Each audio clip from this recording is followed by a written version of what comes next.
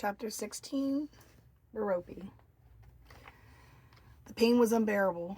After applying pressure to my stomach, I braced myself for the worst. I slowly pulled my hand away, expecting to see blood, but nothing was on my shirt or hands. I wasn't shot. This could only mean one thing: empath abilities. Alex. As quick as I could, I located my shoe, threw the tracker's gun strap over my back, grabbed my gun, and left my sock behind. Now hustling toward the sound of her shouting in agony, frightened by what I was going to find, I repeated myself, please be wrong, please be wrong. If this feeling was real, I dreaded how bad it was. The more I ran, the more fear filled my mind. Why did she run so far ahead of me? My legs were aching, my breathing was winded and lost, trying to push through the exhaustion. I pressed on. I needed to find her. The temperature of the air cooled. I felt droplets of rain coming. Storms come as quickly as they went in Florida. As I raced up a hill past some bushes and trees, there she was on the ground, lying on her back, holding her stomach, and blood drenching her shirt. Jasper must have shot her and taken off. A feeling of pain had set in reality, the one time I needed my abilities to be wrong. Alex, I shouted while rushing over to her. Go after him, she said in a low voice. Kneeling by her side, removing the gun strap, I took off my top shirt, leaving my tank top on. I rolled in a ball and placed it under her head. My hands pressed over top of hers in an attempt to stop the bleeding. I'm not leaving you, I reassured her as the drizzle of rain turned into a steady fall. My body was still weak from the tracker, but the bullet had to be removed before the healing could start. I searched her belt for tubes of water, both empty. Shit. I threw them to the ground. She couldn't bleed out. I'd have to do this with whatever energy was left inside me. I placed my hands over her stomach to surround the bullet with energy. The second I had a hold of it, I began the process of removing it. She screamed in agony. Stop, she cried. This wasn't working. Between the rain, my hands shaking from the fear, and the amount of energy used earlier, I couldn't keep it still enough to bring it to bring it up straight. Any slight move, and I risked getting it lodged.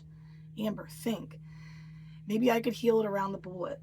I placed my hands over her stomach to start the healing process. Orange emerged from my hands, but it wasn't working. She grabbed my wrist to stop me. Amber, stop, she said, coughing as blood poured from her mouth. Mike ran over to us, stunned by what he was seeing. I pointed in the direction Jasper vanished. He went that way, I exclaimed. He's alone, so you might have a chance. I'll stay and help her. Mike nodded and ran after him. I scrambled to think about what else I could do. The empty tubes. I held it in the air, hoping the little bit of rain would find its way in the tube for me to drink. Amber, it's too late. No, it's not, I shouted, trying to drink what little bit of water entered the tube, but enough to replenish my energy. She pulled me in close. You can't save everyone, Amber. Alex, just tell me what to do, I stuttered. There is something I need to tell you, she insisted. A few weeks ago, I had a dream. I didn't know how to tell you. Tell me what? I asked. Wait, no, don't. Let me fix you. You could tell me later. I kept applying pressure on the wound, trying to keep the faith, knowing in the back of my head I couldn't heal her. Amber, she looked deep into my eyes, ignoring what I said. Remember what your grandmother told you about the sisters and Orion? How did she know about that? The memories flooded into my head as if my grandmother had just told the stories yesterday. Yes, I said, but it's Greek mythology. They're just myths, Alex. No, they're truths. Your soul came here to hide from Orion. She continued to cough, struggling to breathe. But he is here, on Earth. Orion was an evil hunter who lusted after the seven sisters of Pleiades. He had a strong obsession with one sister, a repulsive fascination, but they were just stories to me. Her skin was burning up to the touch. This wasn't good. Do you know where he is? I asked. She kept her eyes on me and coughing some more. Another 10 seconds of quiet. Jasper is Orion, she whispered. My heart skipped a beat. The mythical story unfolded into reality. I stared at the red covering my hands, trying to allow her words to sink in. She pulled out a folded small piece of paper from her pocket and handed it to me. I held it up with my right hand to see a man's name. Gary Emerson. I think he knows what you are looking for. You need to find our soul sisters. She paused a moment to cough. Our soul sisters? I asked. Who is my soul? Alex's eyes began to glow, but not the normal fires of flames. A soft twinkle of violet shines. I'd never seen this before. Alex, your eyes, I stuttered. Her right hand slowly reached for her left wrist and unclipped a gold bracelet with a dove pendant on it, very similar to the necklace my grandmother gave me. I never noticed she wore it since her sleeves had always covered it. She clipped the bracelet on my wrist. At that moment, a vibration of energy flowed from my wrist, through my arm, up into my chest where my necklace is. A feeling of warmth and comfort surrounding my heart. I recognized the energy. She pointed to my chest. She's in there. Let her out. Tears rolled down my cheek, mixing in with the rain. She reached for my blonde strand of hair and stared up at me, forcing a smile. I was always jealous of your beauty. Alex took a deep breath, and then she stopped breathing. Alex? Alex! I shouted as I shook her shoulders. No, this couldn't be. Tears formed in my eyes. I started performing CPR. Blood dripped onto the ground. Rain poured down heavier and thunder rumbled through the skies. Alex, you can't leave me. I need you. I shouted. I was pumping harder on her chest. Beads of tears dropped from my cheeks. Someone came around the corner, but I couldn't see through the blur of tears and the showering rain. The man approaches us quickly, stomping through the puddles. I wiped my eyes with my arm. It was Evan. He noticed all the blood, and he shook his head, and the shock hit him instantly. He fell by her side. I stopped pumping my hands on her chest. No, he shouted. Heal her. I shook my head as tears blended with the droplets of rain rolling down my face. He shouted again, begging me, please, heal her. Evan cried bitter tears as he brought her wet body close to his.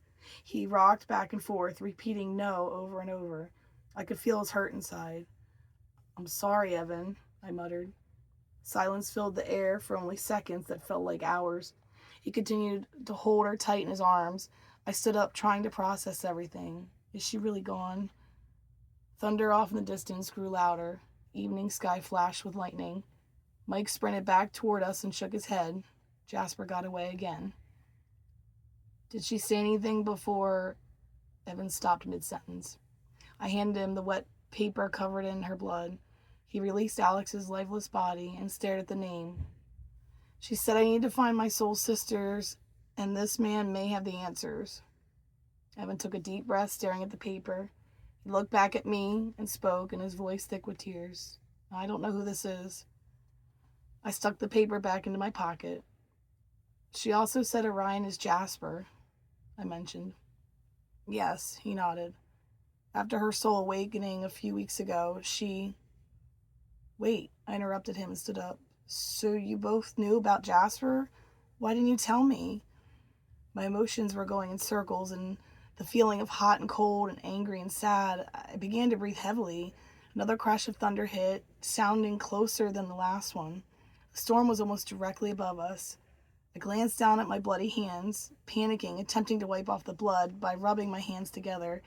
I was overwhelmed with everything. Fear kicked in. Get it off, I shouted. But then I stared at the red blood covering my hands. I felt heat emerging from them. Orange waves of energy flowed out of the palms. What was this? I wasn't trying to activate my powers. Is this the baby? Evan was staring at me as if he had seen this before. Mike held up his hands. They were glowing with swirls of light blue. Amber, what is happening? Mike asked. An earth-shaking boom struck the air as the storm grew fiercer. The wind began to pick up. My body vibrated as hot and cold energy flowed through me from my feet into my head. My tattoo on my arm shone orange and blue. Before I could say anything back to Mike, he grabbed his head and fell to the ground in misery. My eyes twitched, filling with heat. Suddenly I saw a bright white flash piercing my eyes and felt a sharp pain. It was like seeing a welder's flash. This couldn't be a vision. My triggers didn't come with pain. I closed them tightly and fell to the ground. Intense pressure hit my brain like a terrible migraine times 10, followed by an ear-splitting ringing, a cross between a dentist's drill and a referee's whistle. Both hands pressed against my ears to try and stop the sound, expecting them to be bleeding out. But the ringing was coming from inside me. Crouching on my knees, rocking back and forth, shouting, "Make it stop! Make it stop!" Then the ringing became mild enough for me to hear a woman's voice ever so softly whisper in my head, "It's going to be okay, Amber. Don't fight it. It'll only make it worse." Suddenly, silence.